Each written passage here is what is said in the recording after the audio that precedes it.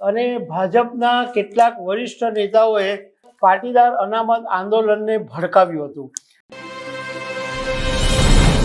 ગુજરાતના પૂર્વ મુખ્યમંત્રી અને ઉત્તર પ્રદેશના રાજ્યપાલ આનંદીબેન પટેલના જીવન પર લખાયેલા એક પુસ્તકના પ્રકરણની અંદર પાટીદાર અનામત આંદોલનને લઈને પણ એક મોટો ઉલ્લેખ થયો છે અને એ વાત બહાર આવવાને કારણે રાજકારણની અંદર ગરમાટો આવી ગયો છે। કારણ કે આ પુસ્તકની અંદર એવું લખાયું છે કે કોંગ્રેસ અને ભાજપના કેટલાક વરિષ્ઠ નેતાઓએ પાટીદાર અનામત આંદોલનને ભડકાવ્યું હતું અને હવે સવાલ એ ઊભો થયો કે આ પુસ્તકની અંદર જે લખવામાં આવ્યું કે કોંગ્રેસ અને ભાજપના વરિષ્ઠ નેતાઓ, તો સવાલ એ ઊભો થયો કે ભાજપના એ વરિષ્ઠ નેતા કોણ હતા કે જેમણે પાટીદાર આંદોલનને ભડકાવ્યું। તો આના વિશે તમારી સાથે વાત કરીશ। મારું નામ રાજેશ શાહ છે અને તમે જોઈ રહ્યા છો ગુજરાતના સૌથી મોટા ડિજિટલ ન્યૂઝ પ્લેટફોર્મ ખબરછે.com। ઉત્તર પ્રદેશના રાજ્યપાલ આનંદીબેન પટેલ હમણાં તાજેતરની અંદર એક કોલેજના દીક્ષાંત સમારોહમાં ગયા હતા અને એ કોલેજનો જે વિસ્તાર ગોરખનાથ વિસ્તાર છે અને ગોરખનાથ એટલે ઉત્તર પ્રદેશના મુખ્યમંત્રી યોગી આદિત્યનાથનો વિસ્તાર અને આ કોલેજમાં જઈને એમણે યુનિવર્સિટીના સંચાલકોને તતડાવ્યા અને કોલેજમાં જે દૂષણો છે જમવા બાબતે, દારૂ પીવા બાબતે, એ બધા બાબતે આનંદીબેને વાત કરી અને સીધું યોગી આદિત્યનાથ સરકારનો કાન ખેંચેલો હતો।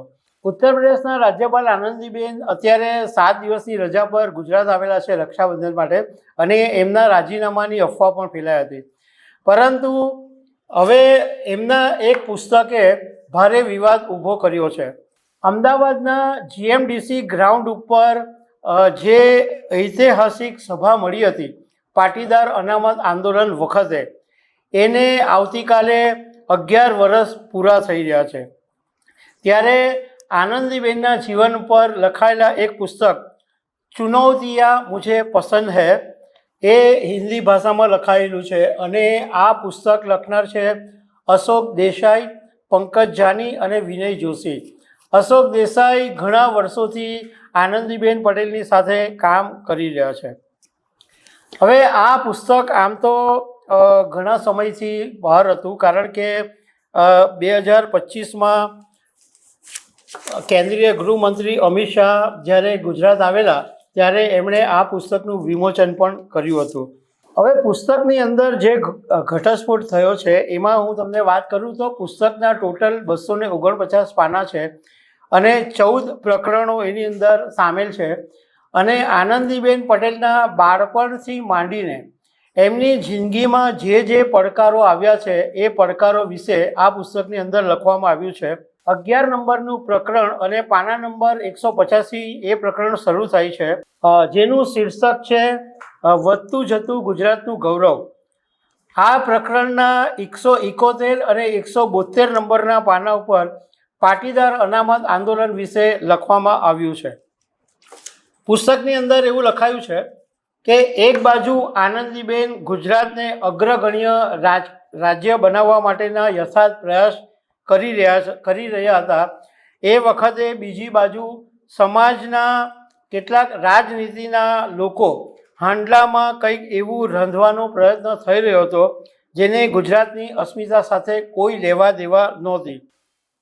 રાજનીતિમાં વર્ચસ્વ ધરાવનાર પટેલ સમાજના કેટલાક યુવાનોને આગળ કરીને જ્યારે પાટીદાર અનામત આંદોલન શરૂ કરવામાં આવ્યું ત્યારે આનંદીબેન પટેલે સમાજના કેટલાક અગ્રણીઓની સાથે ચર્ચા શરૂ કરી હતી અને જે સત્ય હતું એ અગ્રણીઓની સામે મૂક્યું હતું અને આનંદીબેને એ વખતે સ્પષ્ટ કીધું હતું કે પાટીદાર અનામત આંદોલનની જે માંગણીઓ છે એ સ્વીકારી શકાય તેમ નથી અને પાટીદાર સમાજના અગ્રણીઓ પણ આ બાબતે સંમત થયા હતા કે આનંદીબેન પટેલની વાત બરાબર છે કે આ એમનું જે માંગ છે એ સ્વીકારી શકાય તેમ નથી।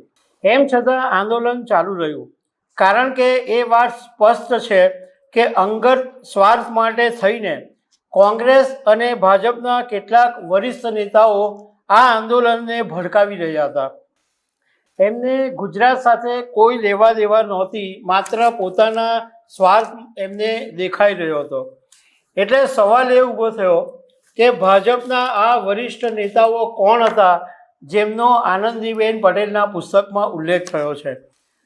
હવે આ બાબતે જ્યારે ભાજપના પ્રવક્તા ડૉક્ટર અનિલ પટેલને પૂછવામાં આવ્યું તો એમણે એવું કીધું કે આ પુસ્તક હજુ મેં વાંચ્યું નથી અને જેમણે પુસ્તક લખ્યું હોય એમને જ ખબર હોય કે આ કોણ હતું.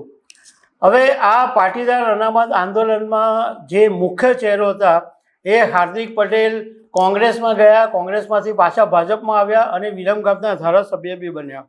હાર્દિક પટેલને જ્યારે આનંદીબેન પટેલના પુસ્તકમાં પાટીદાર અનામત આંદોલનના ઉલ્લેખ વિશે પૂછવામાં આવ્યું તો એમણે એવું કીધું કે આંદોલન સમયે કોઈ નેતા સીધી રીતે જોડાયેલા નહોતા.